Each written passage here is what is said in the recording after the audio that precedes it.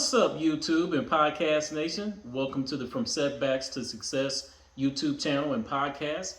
I'm your host, Quincy Benton. And guess what? I'm a felon. Not only have I served time in federal prison, but I've been divorced, I've declared bankruptcy, I've lived through a house fire. In short, I've experienced some major setbacks in my life. Some of you too possibly are experiencing some major setbacks in your lives as well. Setbacks such as a divorce, a loss of a loved one. Maybe you too have lost your house as a result of a fire, a tornado, or a hurricane. However, I want you to know that there is hope and there's a way to get through. If this sounds like content that you would be interested in, please smash the like button, press the subscribe button, and also turn on all notifications. We would love to have you as a part of our community. So, with that said, our show topic for today is, how did I buy a new house in 3 years after being released from federal prison? So I wanted to do this episode because I want, again, as always, provide value to you guys who are watching and listening. Hopefully something that if buying a home is a goal and a dream of yours, and you have been incarcerated at some point, I want you to give you 5 quick tips that's going to, I think, help you in your process for doing that. Let's start with, and again, I have 5 tips, but we'll start with tip number 1, establishing at least 2 years of verified income with the same job. Because in the mortgage loan application process, you will find that in any of the lending institutions in different banks, credit unions, etc., they will always ask you for your job history. And in most cases, they want to see that you have been in the same job for at least 2 years. But having that 2 years is crucial, because without it, it's going to be very difficult to do that. Now, if you're self-employed, it will be harder to qualify for a loan, even if you have 2 years of self-employed income. It will help more if you actually, with your business, that you actually pay yourself. And when I say pay yourself, you establish, your tax returns, as well as paycheck stubs, where you're showing that from your company that you are actually on payroll and being given income through your company through paycheck stubs. Again, I'm not a financial professional. Seek your own counsel from someone who is. I was working at one of the jobs, and if you haven't seen this video, I'll add a link to the video. The 5 best work from home jobs for felons or people with backgrounds. I worked at a company called Williams-Sonoma as a customer service representative, and that was 2.5 years that I worked for them. And there were some ups and downs to having a job. I definitely enjoyed working from home, but the biggest upside to it was that I actually had that verified income from a well-established or well-known company like Williams-Sonoma, and that was critical, really.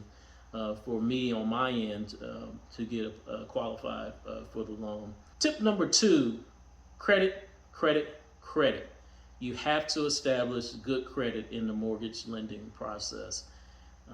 And when I say good credit, 680 or better, and that would be for you and the person that you're going to be on the home loan with. And again, I'll keep saying you and the other person, because for most of us, and I'm not saying all, there are exceptions to every rule, but for most of us, it's going to be very hard. And it's very hard for most Americans in a lot of cases, because house prices are so high to qualify for a loan with just one income.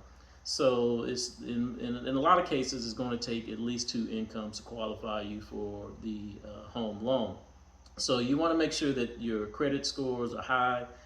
And I would right now recommend 2 people that I used to watch religiously in the YouTube space, who were very instrumental in not helping me tighten up on just understanding the ins and outs of the credit game. And that's, again, big shout out to the Credit Game, aka Maserati Mike. Please go to his YouTube channel. I'll put a link right here in the video so that you can go check out his content.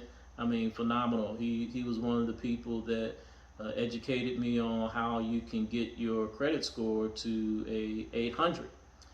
Big shout out to a good friend of mine, you know who you are, who also put me onto that as well through the content from Maserati Mike's The Credit Games channel. So big shout out to him. Another person that I watch, and I'll put a link to his channel as well, is the Credit Plug. Credit Plug has awesome, on-point information about credit, establishing different lines of credit, personal credit and business credit.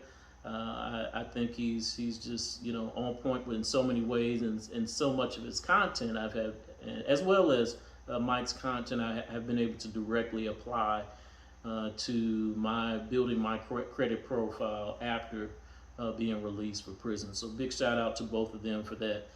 But yeah, dive deep into them, into their content. I'm not going to go too deep into it now, but just some general notes is make sure. I know for some people they think just having a 700 credit score is the end all and be all. Again, a 700 plus credit score, but not all 700 credit scores are good credit scores. Again, tips to keep in mind is that you need to build a solid credit profile. Where you're not just, you know, authorized users on accounts, but you have a good mix of being an authorized user and having primary accounts, well-established accounts that have age and history. And so again, there's just a whole nother universe that you have to study to make sure to really understand how credit works, but it's well worth the time, effort, and energy to study all of this. In many cases, it's just free game that's being given out. No other time that I could ever remember coming up that you could get all the access to all this free information so easily, you know, right with a click of your remote. So get on their channels, get on these channels out here, you know, get your game up on credit, and really get that together for you and your spouse. So that's tip number 2. Tip number 3 for how I was able to buy a new house within 3 years of being released from prison. It was had to do with save, and save. Start saving money as soon as they open the gate. Save. It's going to be very critical for you to have money to again, keep your credit profile and credit scores and utilizations low. Typically, utilization should be, you know, within the 2 to 3 or 4% range to make sure that you have the highest credit scores available to you. But saving is also important because you're going to need money in most cases to bring to the table as a down payment to the table. For the loan. So in my case, I think the down payment amount was anywhere from 5% to 10%, and that will be kind of a general rule of thumb. There may be loans out there where you don't have to bring money to the table. That can vary from time to time and with different lenders and different lending programs. But I would say, just as a good rule of thumb, is to save at least 5 to 10% of whatever you think is the expected purchase price of the home that you're going to buy. So, for example, if you're buying a $200,000 home, 5 to 10% of that $200,000 home would be, you know, 10 to 20K that you and your partner would need to bring to the table to have to pay for the down payment when it's time to close that loan. An example, you know, $300,000 home, that would be, you know, 5 to 10% of that would be, you know, 15K to 30K, and you can just go on, et cetera, for whatever is the potential sales price of the home that you're going to be looking to purchase. So with that, I'm always asked this question: how do you save that amount of money? And that's a good question, actually. So I have some tips again for that, things that I've used to really kind of level up and game up in a sense. And it may not seem sexy or hot and spicy, but it is what it is if you're really committed to building and making these types of moves. Just some of the things of how these save money is simple in a sense. Is spend less and earn more. Spend less and earn more, and you'll have more money in the middle to save. So how do you do that? Some of the things that I did was I eat out of my own refrigerator most of the time. When I first got out, one of the other things that I did was I shopped thrift. I just didn't have really the additional funds for a variety of reasons to really just go out and ball out and buy the clothes that I, was accustomed or used to buying. Another tip for how do you save money is, again, going with everything that I've just said before: get a job and a side business or side hustle. Another tip would be, and that just goes into the drinking part for me, was trying to eliminate all your vices. So if one of those persons that used to like to go to the strip club or go and do whatever you felt is one of your main vices that required you to spend a lot of additional and extra dollars to appease that quote unquote wild hair that you might have, then those are some of the things that you have to look at and consider. And it's like it might be time for that, to put that down for now, so that you can focus on, again, a big goal like this in terms of acquiring a new house. Those are just a few things. There are probably more that you can add to the list. If you do have tips that you would like to add as far as save money, please leave those comments down below.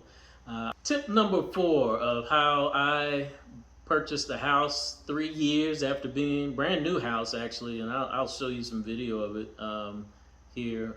Probably this segment of the video will show some video of the house. Within 3 years after being released in prison, is that I think that it's very important, again, going back to some of the things I've already said, is that you have to choose the right partner or spouse to get this done. In most cases, it's not going to be something that you will likely be able to accomplish all on your own. I'm not saying that it's impossible, but it's going to be very challenging, but almost in some cases unlikely to do so. It's very important to choose a person, that mate, that's 100% is the person that you have figured out that you can truly build with. So it's very similar to the construction of a house itself, where the first thing that has to be laid down correctly for that house to be built the correct way is going to be the foundation.